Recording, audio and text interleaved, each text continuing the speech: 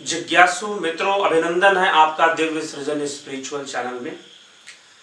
जैसा कि आपको विदित है कि हम श्रीमद् भगवद गीता पर चर्चा कर रहे हैं, Shrimad Bhagavad Gita life and family management.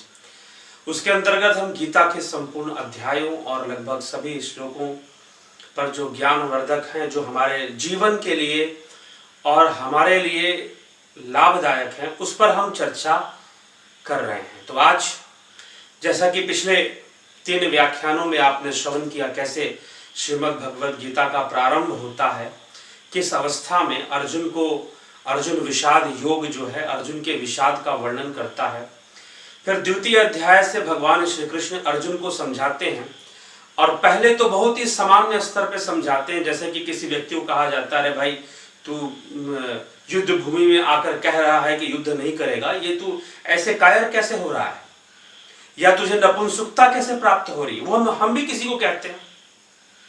अगर कोई व्यक्ति काम करते करते कहे कि नहीं भाई मैं नहीं करूंगा, क्यों? क्योंकि उसको कमजोरी हो रही है, क्योंकि उसके अंदर मोह आ गया है, क्योंकि उसके अंदर अहंकार आ गया है, तो फिर उसे ऐसे शब्द बोलने पड़ते हैं। तो भगवान श्री कृष्ण, योगेश्वर श्री कृष्ण सर्वप्रथम अर्जुन के प्रति ऐसे ही शब्दों का प्रयोग कर रहे हैं कि तू कायर हो गया है, तू नपुंसक हो गया। फिर भी नहीं मानता, तो फिर वो अपना ज्ञानी होने का तर्क देता है कि भाई हमें कैसे, आप कह रहे हैं कि जो गुरुजन समान है, भीष्म पितामह हैं, द्रोणाचार्य हैं, कृपाचार्य हैं, तो इनका वध करना और इनसे युद्ध करना कैसे न्यायोचित हो सकता है और कैसे पुण्यदायी हो सकता है। तो इस तरह की भाषा जो है अर्जुन प्रयोग करना शुरू कर देता है। तब श्री कृष्ण महाराज जो है उसे फिर समझाना शुरू करते हैं, उसे समझाकर उसे ज्ञान देना शुरू करते हैं। और क्या कहते हैं, तो सर्वप्रथम जब श्री कृष्ण देखते हैं कि अर्जुन बहुत बड़ी बड़ी बातें कर रहा है, द्रोण और भीष्म पितामह का नाम ले रहा है, और जो है कृपाचार्य, द्रोणाचार्य, भीष्म पितामह, इन सब का जब नाम ले रहा है कि इनका वध कैसे कर सकते हैं, गुरुजनों का वध कैसे कर सकते हैं, तो इस तरह की जब बातें जब कर रहा है, तो फिर अब कृष्ण उसी स्तर की बातें अर्जुन को समझाना शुरू करते हैं। और वह क्या है, श्रीमद् भगवद गीता के 11वें श्लोक से प्रारंभ होता है। वैसे तो द्वितीय अध्याय जो है श्रीमद् भगवद गीता का, वो सांख्य योग के नाम से ही जाना जाता है, लेकिन श्री कृष्ण जो है 11वें श्लोक से लेकर 31वें श्लोक तक, 31वें श्लोक तक जो है सांख्य योग की चर्चा करते हैं। क्योंकि अभी हाई लेवल की चर्चा हो गई, हाई फिलॉसफी हो गई यहाँ पर। क्यों हाई फिलॉसफी हो गई? क्योंकि अर्जुन ने प्रश्न ऐसा किया, अर्जुन ने कहा कि द्रोणाचार्य मेरे गुरु हैं, भीष्म पितामह भी गुरु समान है और पितामह भी हैं, दोनों हैं, तो फिर उनके प्रति कैसे मैं शस्त्रों का प्रयोग करूंगा, उनके प्रति मैं कैसे उनका वध करूंगा। तो अब ये यहाँ पर ये बात, ये तर्क जो है अर्जुन का बहुत ही लगभग अकाट्य है। सांसारिक स्तर पर ये तर्क अकाट्य है, इसको नहीं काटा जा सकता। लेकिन श्री कृष्ण महाराज से वो कहता है कि मुझे फिर भी समझाइए आप कि मैं क्या करूं, मुझे क्या करना चाहिए। तो श्री कृष्ण अर्जुन को समझाते हैं। तो अब साधारण स्तर पर ये समझाना संभव नहीं था, इसलिए श्री कृष्ण ने सांख्य की विचारधारा, सांख्य योग यहाँ से प्रारंभ होता है और 31वें श्लोक तक सांख्य योग की चर्चा करते हैं, सांख्य योग पर आधारित तथ्यों को प्रस्तुत करते हैं। अब देखिए, जब आप श्रीमद् भगवद गीता पढ़ते हैं और जब आप इन श्लोकों को पढ़ते हैं, सांख्य योग के जो श्लोक हैं, द्वितीय अध्याय में श्लोक नंबर 11 से लेकर 31 तक, उसके बाद फिर युद्ध की प्रेरणा देते हैं, फिर कर्म योग के बारे में बताते हैं, फिर योगियों के गुण के बारे में बताते हैं। तो एक एक कर हम एक विषय पर हम वीडियो बनाएंगे, एक श्लोक पर नहीं, एक वीडियो में लगभग 10-15 श्लोकों की व्याख्या एक साथ मिल जाएगी। तो विषय के ऊपर, तो सांख्य योग का जो विषय है 11 से 31वें श्लोक तक श्री कृष्ण समझाते हैं। अब श्रीमद् भगवद गीता जो पढ़ने वाले लोग हैं, जब इन श्लोकों को पढ़ते हैं और उसकी टीका जो पढ़ते हैं, देखिए टीका में और श्लोकों में अंतर हो जाता है। कैसे? क्योंकि यह तो स्पष्ट है कि श्री कृष्ण सांख्य योग की चर्चा यहां पर कर रहे हैं, परंतु सांख्य योग जो है वो आत्मा विषय की विवेचना नहीं करता। सांख्य दर्शन, सांख्य शास्त्र, उसी से सांख्य योग विकसित हुआ माना जाता है, हुआ ही है। तो सांख्य शास्त्र जो है वो आत्मा शब्द जो है, आत्मा का जो विषय है, उसकी चर्चा नहीं करता। लेकिन जब भी आप श्रीमद् भगवद गीता पढ़ते हैं और उसकी टीका पढ़ते हैं, तो वहां पर आपको टीकाओं में आत्मा शब्द का प्रयोग, जैसे कि मान लीजिए लिखा है, इसी में आएगा नैनम छिन्दन्ति शस्त्राणि नैनम दहति पावक। तो टीका में लिखा होगा कि उस आत्मा को ना कोई छेद सकता है। नैनम छिन्दन्ति शस्त्राणि, कोई शस्त्र उसे छेद नहीं सकते। नैनम दहति पावक, अग्नि उसे जला नहीं सकती, पानी उसे गीला नहीं कर सकता, जल उसे भिगा नहीं सकता। तो इस प्रकार से किसको? आत्मा को। तो वहां आत्मा शब्द टीका में जोड़ दिया जाता है। क्यों ऐसा हुआ? क्योंकि जो टीकाकार हुए वो वेदांती हुए ज्यादातर। एक तो आदि गुरु शंकराचार्य ने अपना भाष्य दिया है, उससे ही संबंधित ज्यादातर लोग टीकाएं कर दिया करते हैं। तो जो टीकाकार हुए ना, वो ज्यादातर वेदांत को फॉलो करने वाले हुए। लेकिन यहां पर श्री कृष्ण जो है सांख्य सूत्रों को यहां पर रख रहे हैं। इसीलिए आप टीका में देखेंगे कि आत्मा शब्द का प्रयोग हो रहा है। लेकिन मैं आपको चैलेंज करता हूं, द्वितीय अध्याय के 11वें से 31वें श्लोक तक कहीं भी आत्मा शब्द का प्रयोग श्री कृष्ण ने नहीं किया है। तो किस शब्द का प्रयोग किया है? देही। देही अर्थात देह को धारण करने वाला जो जीव है। तो मैं आपसे कहूंगा, क्योंकि आत्मा शब्द का प्रयोग करने में थोड़ी सी परेशानी क्या है कि देही शब्द ज्यादा सटीक है, क्योंकि देही मतलब देह को धारण करने वाला। जब हम आत्मा कह देते हैं तो अयम आत्मा ब्रह्म का भी एक कॉन्सेप्ट है वेदांत के अंदर कि आत्मा ही ब्रह्म है। और जब आत्मा ब्रह्म है तो ब्रह्म तो सर्वव्यापी है। और जब वो सर्वव्यापी है तब वह ऐसा आप कैसे कह सकते हैं कि मृत्यु के समय आत्मा ने देह का त्याग कर दिया? क्योंकि तो सर्वव्यापी है। जब वो सर्वव्यापी है तो वो मृत शरीर में भी है। तो मृत शरीर को छोड़ने वाला था कौन? आत्मा नहीं, शरीरी, देही या फिर जीव या फिर जीवात्मा कहना ज्यादा उचित है, मुझे ऐसा लगता है, मेरा ये विचार है। वैसे कई टीकाकार हैं। इसलिए गीता को बहुत बेहतर से समझना चाहते हैं ना, जो 6 शास्त्र हैं, सांख्य, मीमांसा, न्याय, वैशेषिक, वेदांत और योग, ये जो 6 शास्त्र हैं, इनका बेसिक नॉलेज हो तो श्रीमद् भगवद गीता को समझना और सरल हो जाता है। तो आइए हम चलते हैं श्लोकों के ऊपर। तो श्री कृष्ण कहते हैं अर्जुन को समझाते हुए, ये बातें हमें भी समझनी चाहिए, प्रत्येक मनुष्य को समझना चाहिए। ये 11 से 31 श्लोक तक का जो वर्णन है, क्या कहते हैं? 11वें श्लोक में श्री कृष्ण अर्जुन को समझाते हुए कहते हैं, असोच्चान अन्वसोचस्त्वं प्रज्ञावादांश भाषसे गतासूनश्च नानुशोचन्ति पंडिता। अर्थात असोच्चान, जो असोच्य है, जिनका शोक, जो शोक नहीं करने वाले हैं और जिनके लिए शोक नहीं किया जाता। ये किसके लिए कह रहे हैं? क्योंकि अर्जुन ने द्रोण और भीष्म का नाम लिया था, तो ये उन्हीं के लिए कहा जा रहा है। द्रोण, भीष्म आदि जैसे महापुरुषों के लिए जो कि अशोक्य हैं, उनके लिए शोक नहीं किया जा सकता और ना ही वो किसी के लिए शोक करते हैं।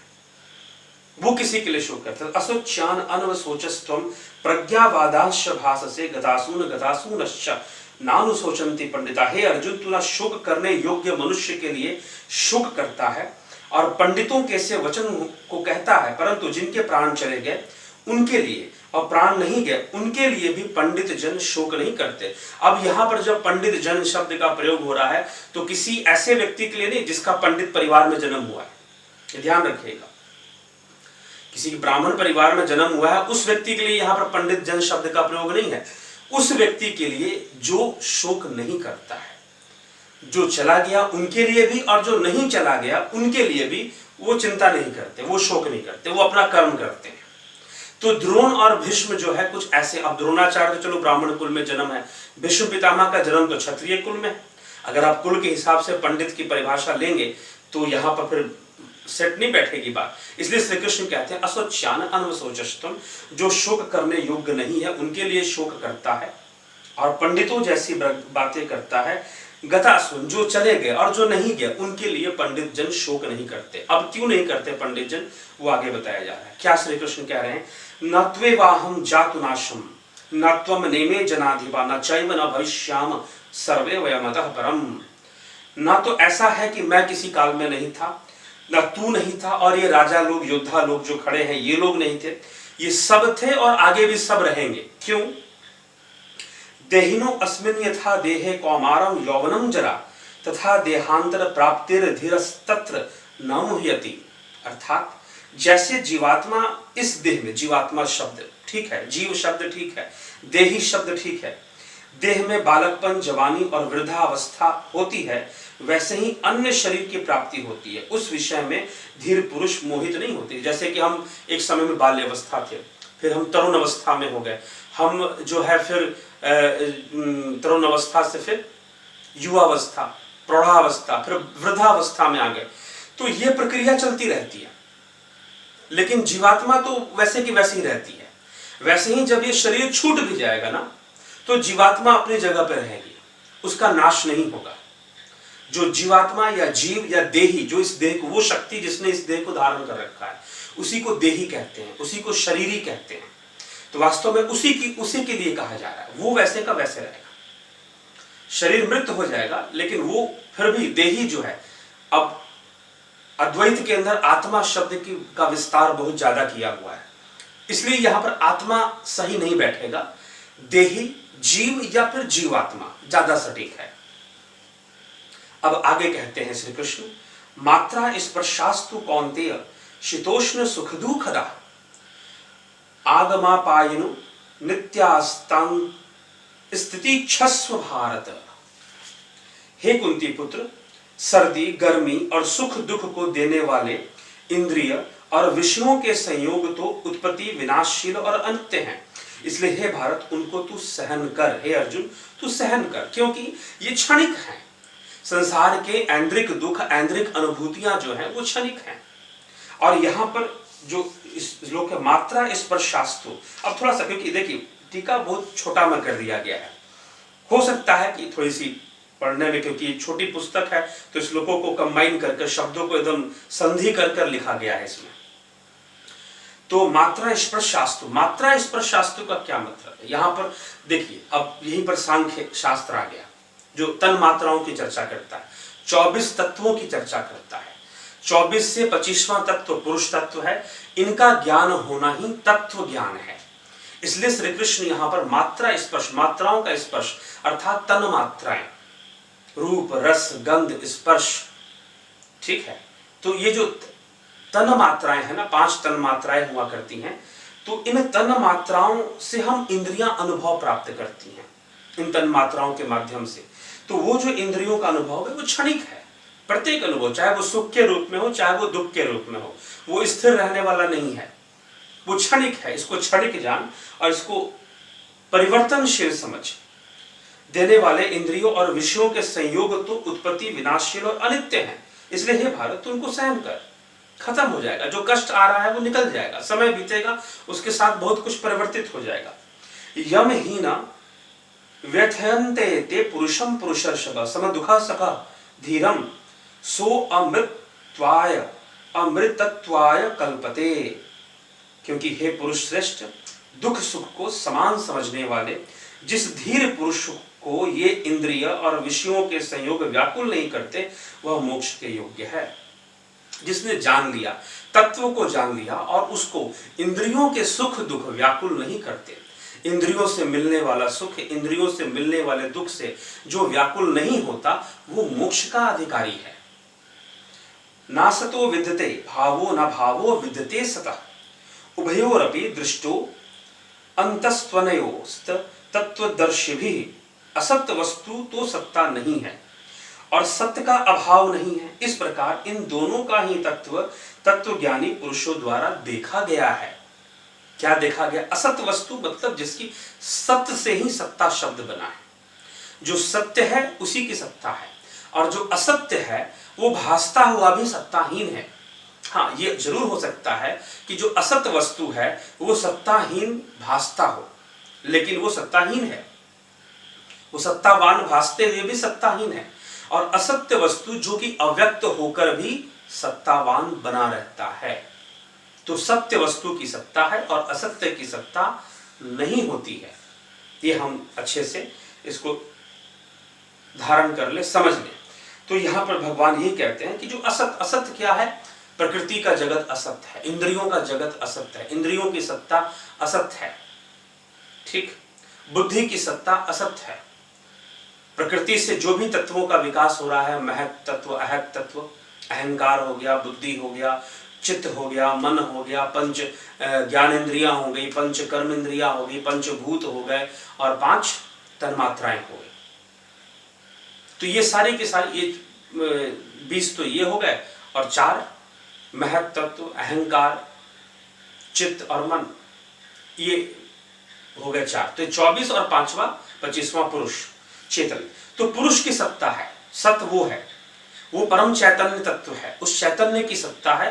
बाकी प्रकृति के जितने भी तत्व हैं वो परिवर्तनशील हैं, इसलिए उनकी सत्ता नहीं है। अब आगे क्या कहते हैं, अविनाशी तु तद्विधि येन सर्वमिदं ततं विनाशमव्ययस्य यस्य न कश्चित्तुर्मर्हति, अर्थात नाश रहित तो तू उसको जान जिससे यह संपूर्ण जगत दृश्य वर्ग व्याप्त है। इस अविनाशी का विनाश करने में कोई भी समर्थ नहीं है। नाश रहित तू उसको जान जिससे यह संपूर्ण जगत दृश्य वर्ग व्याप्त है। दृश्य वर्ग, यहां पर दृश्य वर्ग शब्द का प्रयोग क्यों हो रहा है, ये तद्विधि येन सर्वमिदं ततं, तो ये दृश्य वर्ग शब्द का, क्योंकि ये संपूर्ण संसार उस पुरुष रूपी दृष्टा के लिए दृश्य समान है। वह पुरुष ही दृष्टा है, वह पुरुष ही भोक्ता है, इसलिए 2 ही पुरुषार्थ योग शास्त्र में बताए गए हैं। कौन से 2 पुरुषार्थ, एक भोग और दूसरा मोक्ष। भोग और मोक्ष। पुरुषार्थ जब वो दृष्टा रूप में होता है तब वो भोग में लिप्त होता है, जब वो दृष्टा बनना छोड़ देता है, अपनी आंखों को बंद करना शुरू करता है, वो पुरुष इन इंद्रियों के माध्यम से या इस बुद्धि के माध्यम से जब वो देखना बंद कर देता है, तब वह क्या कर लेता है, वो मोक्ष की ओर, उसका गमन मोक्ष की ओर हो जाता है। और जब वो दृष्टा रहता है और दृष्टा में लिप्त रहता है, तब वह जीव रूप में प्रस्तुत होता है और यहाँ पर दृश्य वर्ग को देखता है। ये संसार दृश्य वर्ग है। क्यों दृश्य वर्ग है? उस पुरुष के लिए, उस दृष्टा के लिए यह दृश्य वर्ग है, लेकिन वह इन सबसे अलिप्त है।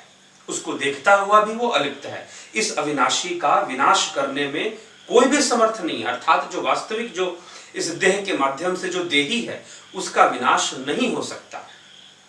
अंतवंत इमे देहा नित्यस्त्युक्ता शरीरिणः अनाशिनो अप्रमेयस्य तस्मादुध्यस्व भारत। इस नाश रहित अप्रमेय नित्य रूप जीवात्मा के ये सब शरीर नाशवान कहे गए हैं। इसलिए हे भरतवंशी अर्जुन, तू युद्ध कर इस नाश रहित अप्रमेय नित्य स्वरूप जीवात्मा के। इस जीवात्मा के लिए कहा जा रहा है, इस देही के लिए कहा जा रहा है, इस जीव के लिए कहा जा रहा है। इसके सब शरीर नाशवान है, जितने भी शरीरों को धारण करता है वो नाशवान है, लेकिन वह देही, वह जीवात्मा स्वयं नाश रहित है। वह स्वयं नाश रहित है, नित्य स्वरूप है, अप्रमेय है। जीवात्मा के सब शरीर नाशवान कहे गए हैं। इसलिए तू युद्ध कर, तू इसकी चिंता मत कर, क्योंकि तो नष्ट होने हैं। और जो योगी जन है, जो अशोच्य हैं, अशोच्य जिनके लिए शोक नहीं करना चाहिए, वो भली भांति जानते हैं कि यह सब नाशवान है। यह एन वेति हंतारम यशैनम मन्यते हतम उभौ तौ न विजानितो नायम हंति न हन्यते। जो इस आत्मा को मारने वाला समझता है तथा इसको मरा मानता है, वो दोनों ही नहीं जानते, क्योंकि यह आत्मा वास्तव में ना तो किसी को मारता है और ना किसी के द्वारा मारा जाता है। ये तो इंद्रियों का जगत, इंद्रियों के द्वारा जो संसार की भावनाएं प्रकट होती हैं, उसके कारण सब कुछ हो रहा है। परंतु वह जो जीवात्मा है, वो जो पुरुष तत्व है, यहाँ पर आत्मा आत्मा शब्द का प्रयोग टीका में हुआ है, लेकिन श्लोक में नहीं हुआ। वो जो पुरुष शब्द है, वो जो दृष्टा है, वो किसी को मारता नहीं है और मारा जाने पर वो मरता नहीं है। इसलिए तू युद्ध कर, तू इसकी चिंता मत कर। और जिनका तू नाम ले रहा है, वो इस बात को जानते हैं, वो सांख्य के रहस्य को जानते हैं, वो सांख्य के रहस्य के ज्ञाता हैं, जैसे द्रोणाचार्य और जैसे भीष्म। वो सांख्य के रहस्य के ज्ञाता हैं, तो इसलिए उनको कोई फर्क नहीं पड़ता, क्योंकि वो जानते हैं कि ये सब तो प्रकृति का अपना खेल है, इसमें हमें उलझना नहीं चाहिए। वो दृष्टा, वो पुरुष कभी नहीं मरता, वो मारा जाने पर भी नहीं मरता और वो किसी को मार कर भी किसी को नहीं मारता। ये उसके विषय में कहा जा रहा है। न जायते मृत्यु वा कदाचिन्नाय भूत्वा भविता वा न भूयः अजो नित्य शाश्वतो अयम पुराणो न हन्यते हन्यमाने शरीरे। यह जीवात्मा किसी काल में भी न तो जन्मता है और न मरता ही है, तथा न यह उत्पन्न होकर फिर होने वाला ही है, क्योंकि यह अजन्मा, नित्य, सनातन और पुरातन है। शरीर के मारे जाने पर भी यह नहीं मारा जाता है। तो शरीर की मृत्यु होने पर जीवात्मा की मृत्यु नहीं। अजो नित्यम शाश्वतो अयम पुराणो न हन्यते हन्यमाने शरीर। यह सर्वदा नया भी है, पुराना भी है। अजो नित्यम, यह नित्य है। ये शरीर के हनन होने पर इसकी मृत्यु नहीं होती, क्योंकि वास्तव में उसी की सत्ता है, इसलिए वो कभी नष्ट नहीं होता है। तो उस परम तत्व के विषय में, उस पुरुष तत्व के विषय में, सांख्य का जो पुरुष तत्व है उसकी चर्चा श्री कृष्ण कहते हैं। और कहते हैं कि दृष्टा की मृत्यु नहीं होती, दृश्य तो बदलते रहते हैं, दृश्य तो बदलते रहते हैं। इसलिए हे अर्जुन, तू अनासक्त भाव से युद्ध कर, और इसलिए युद्ध कर कि ताकि धर्म की रक्षा हो। धर्म हेतु आगे विषय आएगा, किस प्रकार से श्री कृष्ण इस विषय पर चर्चा करते हैं, समझाते हैं। तो 20वें श्लोक तक हमने देखा। अभी हम 21वें से 31वें श्लोक तक अगले व्याख्यान में हम इसकी व्याख्या को श्रवण करते हैं।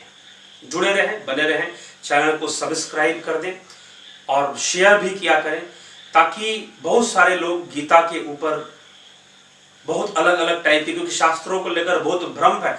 यूट्यूब में ऐसे बहुत सारे चैनल्स मैंने देखे जो बहुत भ्रम फैला रहे हैं, अनर्गल बातें, और थंबनेल जानबूझकर ऐसा बनाते हैं जिसमें कि जानबूझकर ताकि सब्सक्रिप्शन व्यूज ज्यादा आए, इस लालच में वो अमर्यादित थंबनेल बनाएंगे, गलत थंबनेल बनाएंगे ताकि आप जाओ। लेकिन जो है कई बार मैटर भी, कुछ चैनल ऐसे भी हैं जो बहुत गलत गलत बातें ही लाकर, बनावटी बातों को लाकर प्रस्तुत करते हैं, जिसका हमारे शास्त्रों से कोई संबंध नहीं है। इसलिए भगवान श्री कृष्ण के चरित्र से जो हमारे लिए सीखने योग्य है, जो जानने वो योग्य है, वो श्रीमद् भगवद गीता का रहस्य है। इसलिए यहाँ पर पूरे प्रमाण के साथ, श्लोकों के अध्ययन के साथ आपको यहाँ पर प्रस्तुति दी जा रही है, ताकि हम एक एक श्लोक के विषय में निश्चिंत हो जाएं और उसके अर्थ और उसके मर्म को समझकर हम भी अपने जीवन में अपने लिए कुछ प्राप्त कर सकें। तो चलिए अभी यहाँ पर इस व्याख्यान को विराम देते हैं। धन्यवाद। जरूर शेयर करिए वीडियो को। धन्यवाद।